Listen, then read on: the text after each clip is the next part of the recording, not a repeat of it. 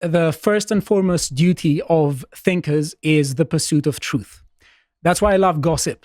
And I'm going to share you a lot of the trivial gossip that happened with DEI Barbie meltdown and some of the things about Ibram X Kendi, because there was an article about him, and it's really juicy.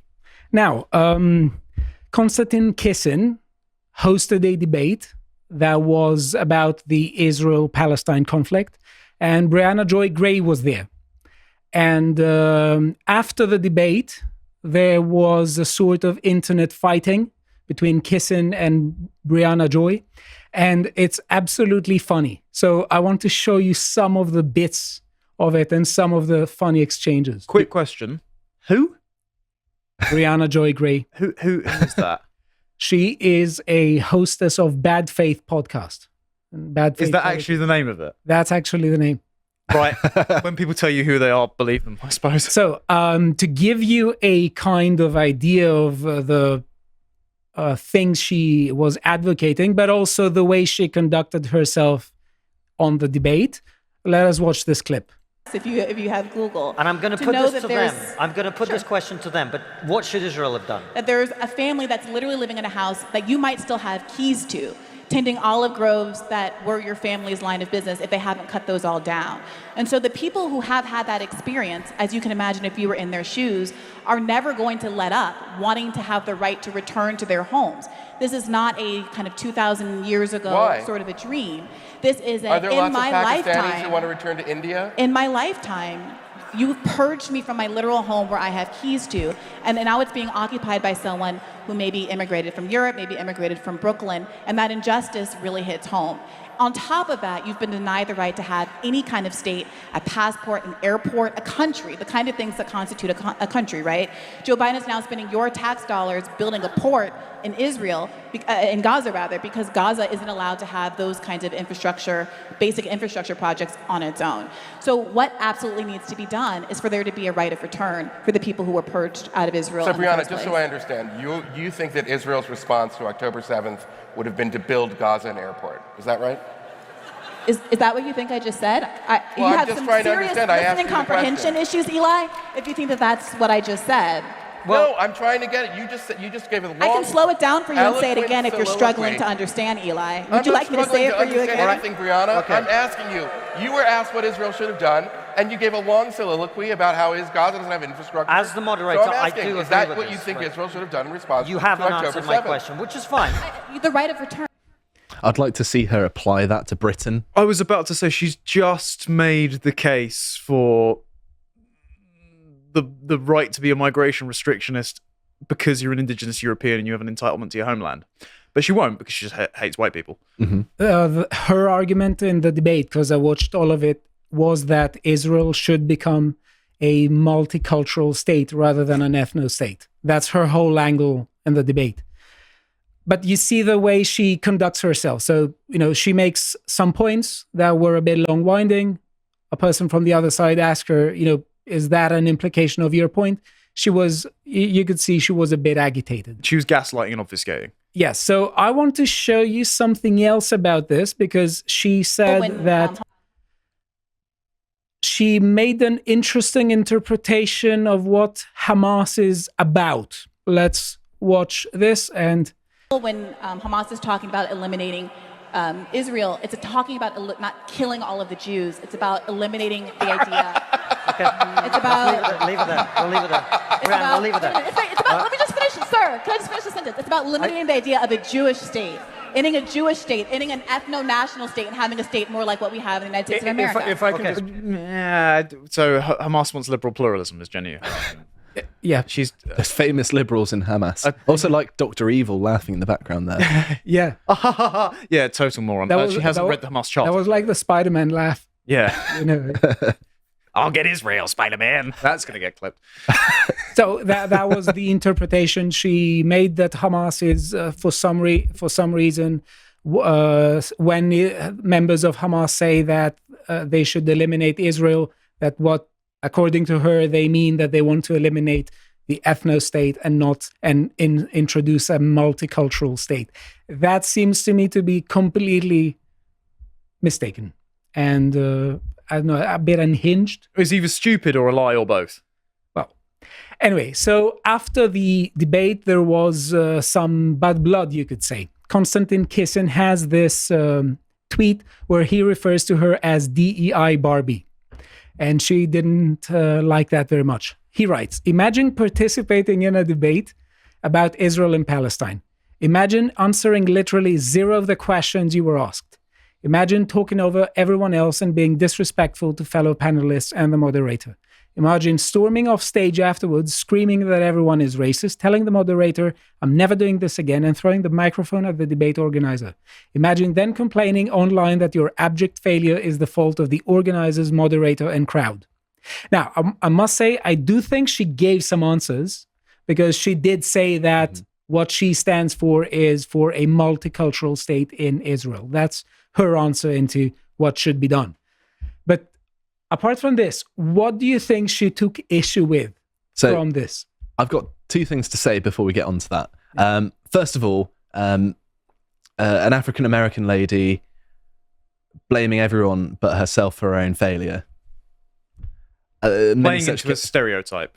Yeah, exactly. She's not really helping her case in that front. And secondly, I'm surprised that Konstantin's trying to position himself as a sort of objective moderator here as well, because doesn't he have a horse in this race as well? Not to be sort of pedantic. It's not being pedantic. I mean, he's openly debated on the pro-Israel side on Piers Morgan's show and on his own show. So I do think it's fair to say that he wasn't an impartial moderator. So that is actually quite a valid concern that she could have. Well, one thing, though, is that if you watch the debate, I think he conducted himself as best as possible. Okay, and fair he enough. was very much, he was interrupting both sides and asking both sides tough questions. Now, I haven't seen the interview, so fair enough. Yeah, so it's about an hour. It's a very, very interesting debate. But that said, 100% objectivity is a difficult thing. And especially, it's impossible. Yeah, you can't do it. Yeah. So what do you think she took issue with from this? I don't know. That was my best guess. That seemed like a reasonable argument. She says here, truly can't get over a man shrieking DEI Barbie and claiming it had nothing to do with race. We weren't discussing DEI, we weren't discussing my race or women, just fully DEI Barbie like that's not the most identity politics peel thing to ever happen. You know that Austin Powers scene where he can't not say mole to someone with a prominent mole on his face? It's like that. But my blackness. That's meme magic right there. I mentioned Austin Powers. Now she has. She says, truly one of the more racist and unhinged moments. Unsurprising he's so indifferent to Palestinian life. I knew I recognized her. She was Bernie Sanders' press secretary in 2020. Right. Got it. If you click on here, it says host of Bad Faith podcast. I don't know, maybe I find this a bit ironic, but meme magic strikes again. Who am I? So here there is a very interesting exchange, because she just showed this one here, only the DI Barbie is upset, and she is trashing Kisin, and she says, this is from the neutral moderator of a debate on Israel's genocide in Gaza. You simply cannot argue with racists. On the ab side, they will expose themselves. No one cares about your race, Brianna. This isn't Harvard. And she says, after the words, no one cares about your race, sir, you literally just called me DEI Barbie. These Zionists are literally so dumb. Again, and Konstantin's a friend, so I'm not disparaging him to say this. If Konstantin Kisin is considered the far right, the Overton window itself is doomed. Also, is there even a racial element to DEI Barbie? It could mean, someone who looks like Barbie. It's reverse racism. And also you support DEI. You don't necessarily have to be like, well, you're only here because of DEI, which I imagine is how she's taking it. Yeah. But that's not possible, because Konstantin himself selected the debate participants. Konstantin doesn't believe in DEI. She believes in DEI. So she's just thick. So he's saying, note how she removed the substantive criticism of her to make it appear like she is being unfairly attacked. This is after calling me a Zionist liar yesterday for saying something hundreds of people saw with their own eyes. He's talking about the people who were present on the debate. And here he is drawing a circle on some comments of hers. And he describes them as mostly peaceful DEI Barbie. I see why she likes Hamas now. Yeah. Well, we have here one Jirun Enjoya who is trolling DEI Barbie, and she says, that's brilliant on so many levels, accurate and nuanced, captures the race debates, the shenanigans at Harvard, the whole misogynoir, microaggressionism, the histrionics, DEI insanity, plus the fact they actually did demand a diverse Barbie. Well played. I still can't believe that misogynoir is an actual thing. That sounds like something I'd make up to make fun of this sort of thing. I can't believe that her last name is actually Enjoyer. Yeah, Sounds like average enjoyer meme. Yeah, That's brilliant. This is all just meme magic. I follow her for many months now, and in the beginning, I thought it was a parody account just for that. God bless her. For that, but it's not, and she's making really good points. And Josh, I think you would definitely like her because she's a libertarian. Oh, okay. Few of us left. My belief just went to. Sorry, teasing. Now we are gonna present you stuff from the other side in support of DEI Barbie. I Want to Talk Now says DEI Barbie is correct. Blackness is a reference to being politically black in the NHJ manner. Nicole Hannah-Jones. What DEI Barbie is saying is, I'm a race activist, I'm an activist for racism. Yeah. And Ida Bay Wells, there is a difference between being politically black and being racially black. I'm not defending anyone, but we all know this and should stop pretending that we don't.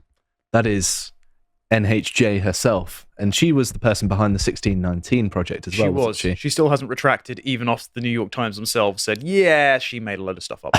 So what way. is political blackness in her...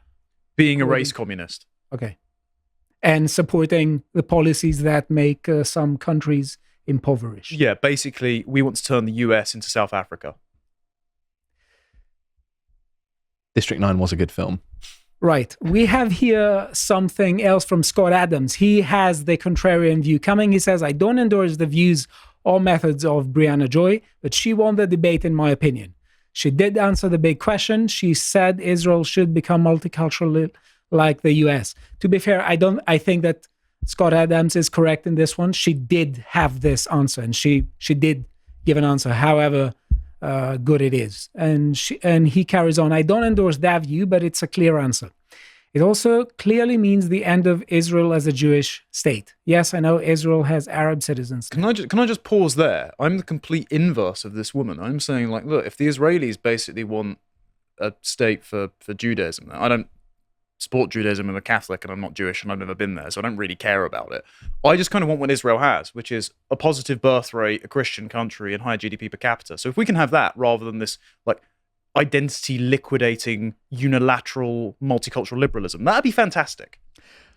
So you're the opposite of Brianna Joy. Yeah. So you would not support Bernie Sanders in 2020? Shockingly, no. Oh, I'm so surprised. Right. Okay. And I think that this was hilarious. And by all means, just watch the debate. It's very interesting.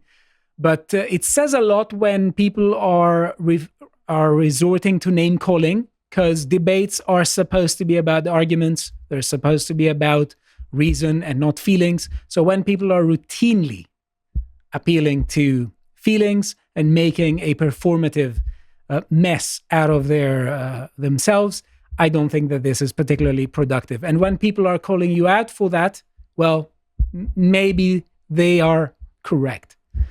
Connor, do you want to say something about the debates? I don't think debates are about reason whatsoever. I don't think the marketplace of ideas usually works for most people, and it's because the other side is never going to be convinced. And normally the people in the audience don't go to a debate to be convinced. They go to it for catharsis. Like the best example of this was the recent immigration debate that Constantine participated in with Matt Goodwin. All it was to smack around Aaron Bastani and Polly Toynbee to an audience full of Brexiteers that were primed in advance to be opposed to mass migration. It was basically just saying, like, look, we know we're losing our country, but if we win the argument in this room right now, we'll feel better about ourselves for a little while. Most debates are just for morale boosting.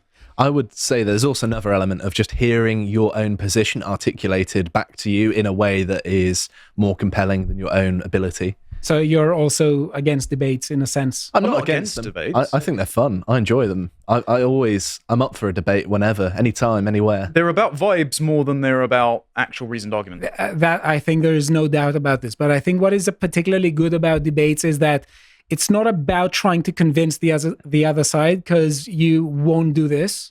especially in high pressure situations like when thousands of people are watching or thousands of people will watch.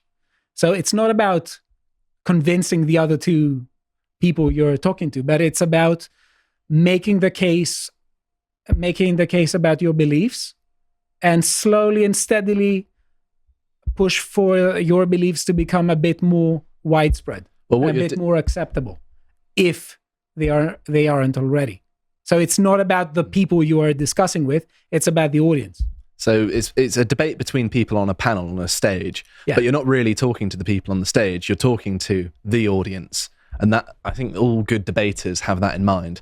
They're having a debate with a person, so they're having a conversation with them, but in their mind, they're thinking of the audience, first and foremost. I think that's how it's done properly. I do think it's less about argumentation a lot of the time, though, and I'm not saying that's a good thing, I'm just saying this is how it's received, than it is about aesthetics and acting with confidence. The great example of this is when JFK and Nixon had their first presidential debate. Anyone who listened to the debate over radio thought that Nixon won on the strength of his arguments alone. When you take away that visual element, anyone who watched it on television or was basically in the room thought it was JFK just because he was better looking and more charismatic. This is very true, and I think that that's correct. I've heard this. So there was an article in New York Times Magazine that talked about Ibram X. Kendi's downfall. Now, if you're following the online spaces and stuff, you know that Ibram X. Kendi has a diminishing public image. But it's good that the New York Times Magazine article just caught up with it. I don't know, 3-4 years late, but that's good. We have here Steve Maguire talking about it. How low has Ibram Kendi's stock fallen? Boston University feels comfortable having a spokesperson throw him under the bus in a New York Times Magazine article. And he is highlighting, Boston University provided significant financial and administrative support to Dr. Kendi. And the center, Dr. Kendi, did not always accept the support. A spokesperson wrote, in hindsight and with fuller knowledge of the organizational problems that arose, the university should have done more to insist on additional oversight. So he was an incompetent liability. He had the Center for Anti-Racist Research, and there were millions, tens of millions of money that were poured into it, and there wasn't a particularly exceptional output. It's almost like all signals of institutional racism and all of this sort of reinventing of racism, if you will, is just about resource extraction, isn't it? It's almost like he was overemphasizing how much he was discriminated against to get more money. We have yet another part of the text. Several different models were discussed with Dr. Kendi, including bringing many of the projects to completion over the next 2 years and lessening the impact on staff, he wrote. However, Dr. Kendi's preference was to terminate the ongoing projects and ask the funders to repurpose the funds for his new endeavor. Right. Now, I want to say something here because I have mixed feelings about it. On one level, I think good for him. He managed to con them, within quotation marks, because he already said what his whole point is about. He started with an axiom, and there was literally no research to be done about it. He said any kind of disparity of outcome is to be credited to disparity of opportunity. So he literally says, wherever there aren't equal outcomes, there's racism. What's to discuss there? This is a sort of moral point. It's a moral axiom. There's no empirical research that would verify this. So people gave him money for empirical research in order to support a proposition that isn't susceptible of being grounded by empirical data. It's just a moral axiom, according to him. This reminds me of that case of that girl in Bristol in the UK who set up a fake fundraiser for Black Lives Matter, and she unwittingly diverted funds away to fund tens of thousands of pounds worth of Ubers for herself. That's 70 grand, wasn't it? It was ridiculous. I was just like, where are you going? Are you going around the country in an Uber? What's going on? But yeah, people like Kendi and like her, they're taking money from people who would donate it to perhaps more productive sources by their own ends, right? And so I'm kind of glad that these financial black holes exist, because poor choice of term, because they soak up the money that would have otherwise done more harm. I need to think before I speak, I think. I think I need to think as well. You're right over there. Well, but the point is, though, that, it's sheer audacity to expect research output if you just give money for research, if you fund research. How dare you expect research output? My goodness, it's almost like that's the entire structure of academia. Yeah. We have here some tweets by Christopher Rufo talking about this. The Kendi connection. Christina Cross, the Harvard professor, recently accused of plagiarism, was an inaugural faculty member at Ibram Kendi's Center for Anti-Racist Research, which produced almost no work, collapsed into infighting, and had to lay off nearly half of its staff. That was the research. That was the reason. Those were the findings. Yes. Here is the article, and Rufo is saying, the grift is over, Henry. You cashed in on George Floyd. You sold some children's books, but your ideological Ponzi scheme has been exposed. You couldn't define racism. Your research center imploded, and you debunked your own theory in a single tweet. Now, before I show you the tweet that Rufo is talking about, it's really funny to remember the problem with defining racism. He was giving a speech. Everyone knows this, but, let's repeat this.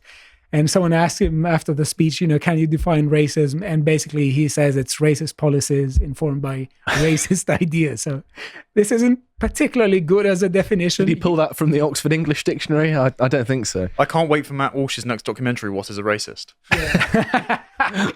Well, racist is a racist, obviously. Normally, when you define a term and you are giving some sentences that are supposed to explain that term and its meaning, they shouldn't have that term featuring on them. So woke Ouroboros. Yes. And he is talking about this claim here, where he says where Ibram X. Kendi said on the 29th of October 2021, more than a third of white students lied about their race on college applications, and about half of these applicants lied about being Native American. The Elizabeth Warren method. More than 3/4 of these students who lied about their race were accepted. Yeah. I wonder if there's an advantage to not being white implied in this tweet.